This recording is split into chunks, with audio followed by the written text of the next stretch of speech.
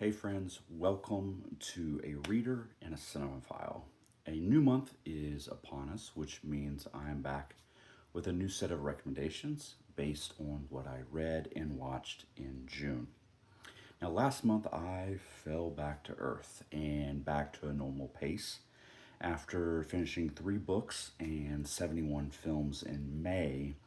I read 2 books and watched 12 movies in June. Despite a less than ambitious month, I still have some solid recommendations for you.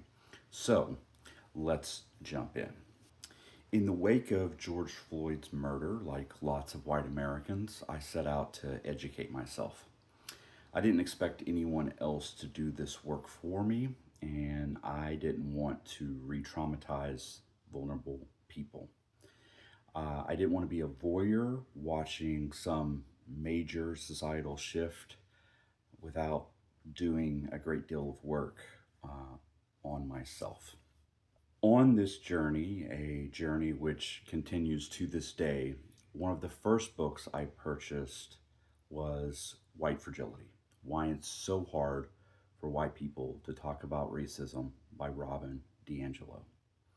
I specifically sought out this book because I wanted to be called in by my fellow white citizens.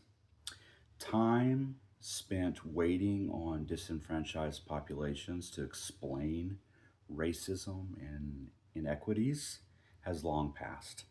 It was becoming abundantly clear to me that the act of waiting itself was becoming an excuse. It was an opportunity to put off the necessary work, and we white people were using it to avoid the work of undoing systemic racism. I no longer wanted to avoid this work. I wanted to be an ally. But to do so, I needed to get past my own discomfort. A book such as this seemed like a fantastic place to start. Over the course of about 150 pages, I wrestled with my discomfort, my privilege, and my upbringing in America.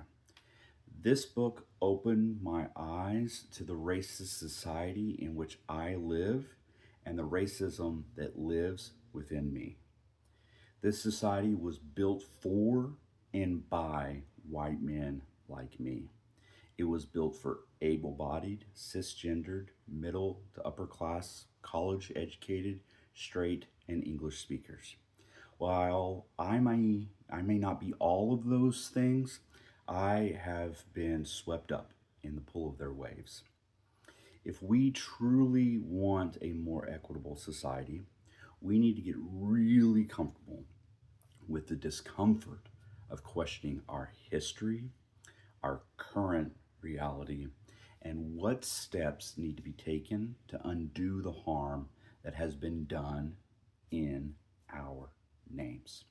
We need to be called out, and when this happens, we need to approach it from a genuine place of learning.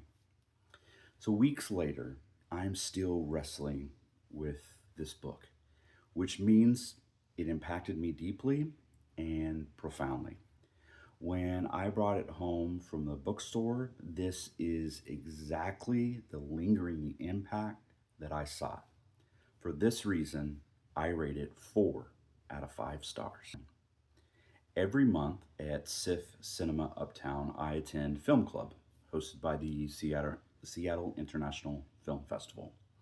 Over the past few years, I have met some of my best friends in Seattle at these monthly gatherings. I have also found amazing films and discovered a community that is always challenging me to dig deeper into this hobby of mine.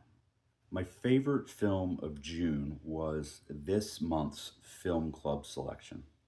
Released in 1977, Sorcerer is not a movie that I have ever crossed paths with, which is my favorite, absolute favorite thing about Sif. On its face, the plot of this movie is pretty straightforward. 4 men from different parts of the globe are all hiding from their past in the same remote South American town. They agree to risk their lives transporting several cases of dynamite, which is so old that it is literally dripping unstable nitroglycerin across the most dangerous jungle terrain that you can imagine.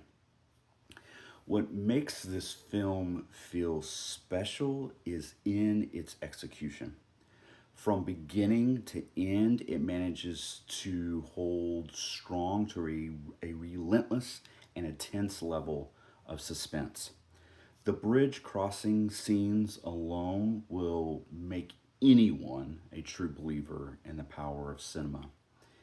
It also has a gritty and realistic world feel that feels lived in and authentic.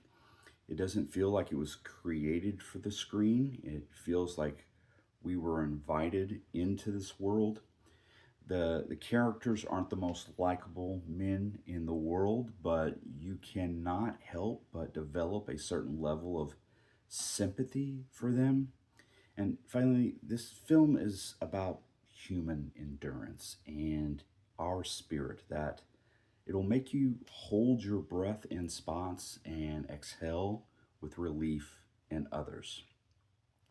Next to the latest installment of the Mission Impossible series, this, by far and away, is the most exhilarating film I have watched this year.